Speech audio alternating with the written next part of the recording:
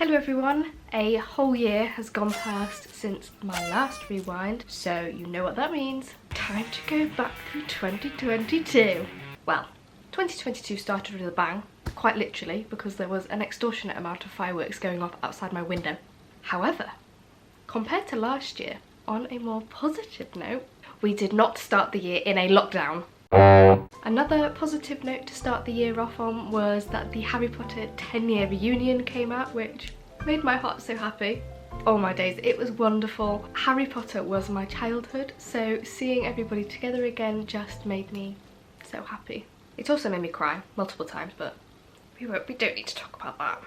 Other than that, I'm not going to lie, January is a rubbish month. It's so boring. Nothing happens. So I took it upon myself to jazz January up a little bit. So I spent a couple of days in London with my friend and I went to go and see Heathers, which, may I add, was the third attempt of trying to see it. Thanks, COVID. But I loved it so much, I then went to go and see it with another friend. I also saw another couple of friends and I had a lovely trip around Chester Zoo to add to my jazzing up of January. On a slightly different note, I also had my first ever MRI scan in January and I hated it. So tight and noisy. What even happens in February? Also nothing, apart from my mum and granddad's birthdays, because obviously they're the most important events. Oh, and I did get my COVID booster vaccine. I am triple vaccinated. After having COVID in December 2021. And I started Couch to 5k, but that's not important. I did watch This Is Going to Hurt, which was so good, and it absolutely destroyed me. Although, let's face it, it doesn't take much to make me cry. In other news, February was when Russia invaded Ukraine, which was scary AF, and I don't think the world needed that after the previous years we've had. I finished Couch to 5k. I was not expecting that, don't think you guys were either. Definitely a bit of a shock, as we all know sport is not my forte. And I'm going to be completely honest here, I have not kept it up at all. Not one bit since I completed it. Is that really a surprise? No, I didn't think so. Swiftly moving on. April. Spring is starting, good vibes. And then Elon Musk bought Twitter. What? I mean, this was then followed of months of will he, won't he, will he, won't he. Fantastic Beasts 3 came out and I cannot even begin to tell you how happy I was to be able to go and see this in the cinema after so long. The casting news also came out for who's playing Percy in the Percy Jackson and the Olympians TV show. When I tell you I was screaming so hard. This show is going to be so good. We also finally got to see 5 Seconds of Summer.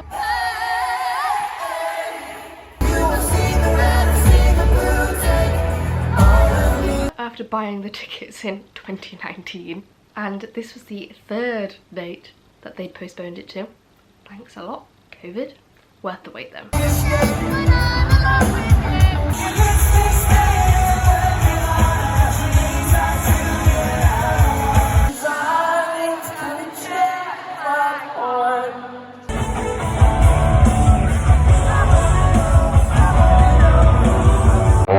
I don't really remember much of May.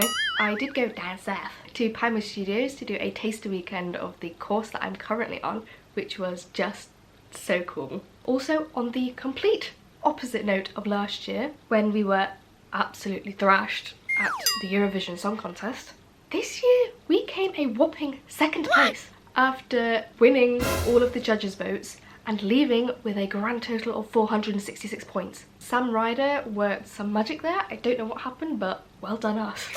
And then to finish the month, Stranger Things 4 Part 1 came out. Honestly, this show has me on a chokehold. I watched it on my lunch break at work and I even watched it whilst I was working out. June, my birthday month, and obviously the best month of the year. I had my 21st birthday. I did have a wonderful meal with all my family and then I went and had a freaking spa day. And I had a bloody good time. No complaints from me over here. I did recolour my hair before my birthday though, and it was a total hair fail. I should know better. I wanted a rose gold moment, and I did get a rose gold moment, along with colour in my eye which felt like it was burning in the depths of hell, and I used the lowest developer possible, but it still lifted my root. The pink hair also stained my very white spa dressing gown. Oops. This was also the month that literally everybody I know was on holiday, and I was stuck at work. Thanks guys. On another note, the Queen celebrated 70 years on the throne, so thank you very much for the long bank holiday weekend. The June weather was all over the place. One day it was absolutely miserable and freezing cold and chucking it down, and the next it was blazing sunshine and 30 degrees. What? Umbrella Academy #3 came out, Turkey officially changed its name, and Love Island had taken over my household yet again. There was another COVID variant floating around to start the month off. Can it not just get back where it belongs? Not to repeat myself from last year, but July was hot. It was too hot. And like before, when I say hot, I don't mean the lovely Spanish heat holiday weather. No. No. I quite literally, especially this year, mean melting your skin off hot and you just cannot cool down. And the 2022 40-degree weather, 40 degrees in England, is no joke. I was a puddle on the floor. Speaking of the hot weather, I finally completed my hairdressing qualification and I officially qualified as a hairdresser. I did my final exam and I very happily received a distinction, so I couldn't have really asked for a better day. How does that relate to the hot weather? I hear you asking. Well, it was a bloody 30-degree day with no air conditioning in the studio that I was in, and I had to use the blow dryer multiple times alongside the other few girls that I was doing it with. I was burning in the pits of hell, literally. Moving on, I officially handed my notice in for the place I was working, and then I got my revenge and I went on holiday. Haha, losers! I went to Madeira with my family, which was just beautiful. It's a stunning, stunning place, and I had a great time. I can't complain. It was so lovely to have a change of scenery, and I did so many wonderful things. It was just fun. I also went to go and see the play that went wrong, which was hilarious. I just laughed the whole time. I also saw my sister again. She lives in Thailand, so when she comes back over here, it's always so exciting to see her. Stranger Things 4 Part 2 came out, and the stakes were even higher for this one. I avoided the internet at all costs. I was absolutely determined not to be spoiled. And another lunchtime was spent ignoring everyone watching this TV programme. The Lionesses also won the Women's Euros Cup. Get in. And Boris Johnson resigned.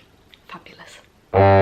August was a busy month. Olivia Newton-John sadly passed away. Davide and Ekin-Su also won Love Island. That was a whole rollercoaster, wasn't it? News in terms of my life: I left my job. They were words I still thought that I was really far off from saying, but I did it. I left. I went room hunting so that I could move to come and do this course, and oh my god, that was stressful. I then had my first major operation, which I was quite honestly terrified for. I had my tonsils removed. It was hard. It was painful.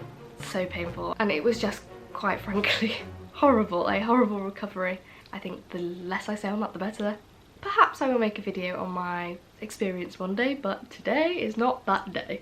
I then went back to the dark side and I had my hair coloured a more natural colour. It was desperately needed after the rose gold disaster of June.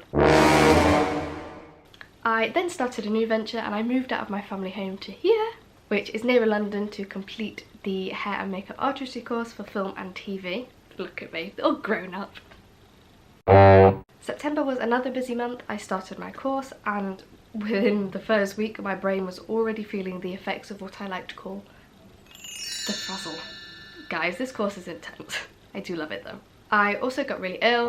I took about 3 million COVID tests. Wasn't COVID, just that horrible thing everyone had. 5 Sauce 5 officially came out and it is, oh my god, chef's kiss. Fun fact, I listened to Bad Omens over 100 times before the end of the year. Yeah, it's a good album. My fave tracks are Bad Omens, Bleach, You Don't Go to Parties, Carousel and Take My Hand. I saw Wicked for the first time and oh my god, it was amazing. Lucy Jones is a stunning Elphaba. The Conservative Party then appointed Liz Truss as the next Prime Minister of the UK, and the Queen passed away. Not to be all sad again, but Robbie Coltrane, aka Hagrid, also very sadly passed away in October. However, get this. I was doing the facial hair module at the course that I'm on, and I got made into Hagrid the same day he passed away. That's just typical, isn't it? And I put a photo on my Instagram story literally minutes before the news was released. Let's get past that. Jessica then came down for the weekend and we went to go see Wicked. I love variety. Speaking of Wicked, I got made into Elphaba for our theatre module and it was so cool. However, when I tell you I had the green stuck in my ears for God knows how long, the green was stuck in my ears for God knows how long. We then had an album release from the one and only Miss Taylor Swift. Midnights was released and oh my god, it is so good. Holy moly, it is stunning. My favourite tracks are Maroon, Anti-Hero, You're On Your Own Kid, Mastermind, Would've, Could've, Should've. I then ventured home for the first time since moving down here and oh my god, it was lovely. But the journey? Friday nights? Whew. Elon Musk's Twitter deal was finally finalised and Liz Truss then announced she was resigning from the post of Prime Minister, a whopping 44 days since she was appointed. And therefore meaning a lettuce lasted longer than Liz Truss did as the Prime Minister. We then got Rishi Sunak as Prime Minister after that. Let's move on. November. What even happens in November? Other than I received the official invite for my sister's wedding this year. I am so excited. And I'm a celeb, which, right, I loved the series this year and it was so good to be back in the jungle. But why, may I ask? Was Matt Hancock on the show?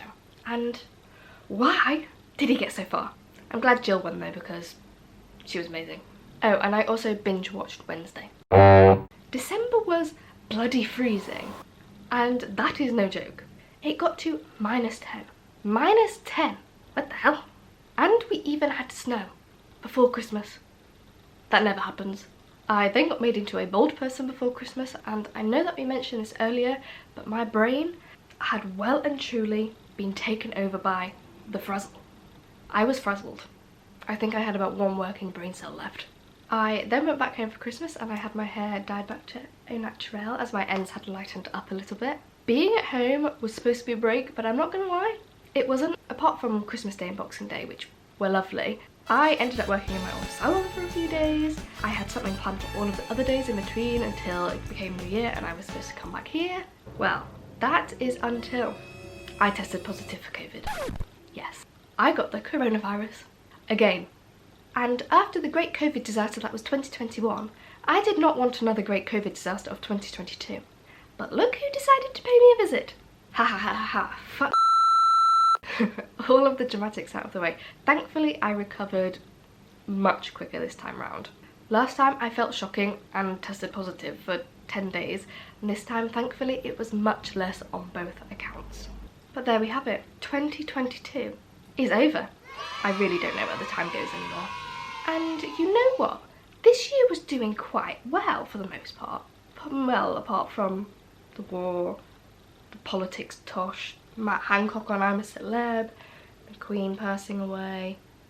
Yeah, maybe this year was just as much of a fail as the previous years. I mean, I joke. 2022 had its ups and downs, but I suppose we will now see what 2023 brings us.